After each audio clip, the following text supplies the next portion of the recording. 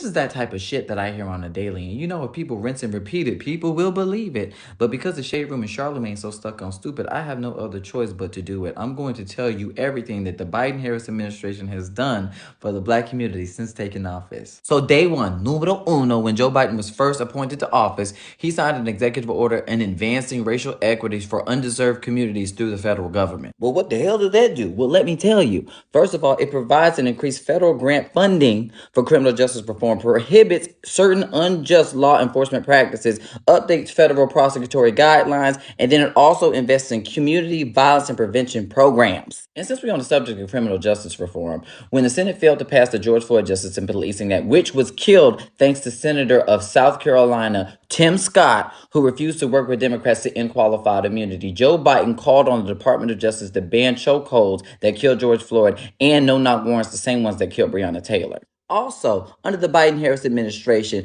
Merrick Garland will be seeking federal charges on the 2 officers that are involved in Breonna Taylor's death. So to jail you go, ho. Lastly, on criminal justice, Joe Biden signed a pardon for everybody prosecuted on a federal level for simple marijuana possession. So much for Crime Bill Biden. Since everybody keeps talking about this anti-Asian crime bill that doesn't exist because it's called the COVID hate crime bill, let's talk about a bill that actually does exist. The Emmett Till anti-lynching bill was signed into law after 200 failed attempts by Joe Biden. And since all y'all care about is the money, honey, let's talk about how much money Biden has given to the black community. The first bill signed into law by Biden was the American Rescue Plan, which provided $1,400 stimulus. Not only that, a child tax credit, which lifted 50% of black children out of poverty, which wouldn't have gotten passed without Vice President Kamala Harris's tie-breaking vote. But she don't do nothing. Since Biden-Harris took office, Harris, capital on the Harris, because y'all gonna stop mistreating my damn girl. Biden even said himself that Kamala Harris is the first person in the room, last person to motherfucking leave. Every damn thing that comes out this administration, she's got her hands all over it.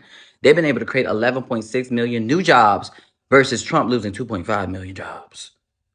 They've been able to decrease black unemployment from 9.4% to 5.4%. Not only that, they've been able to give over $5.9 billion to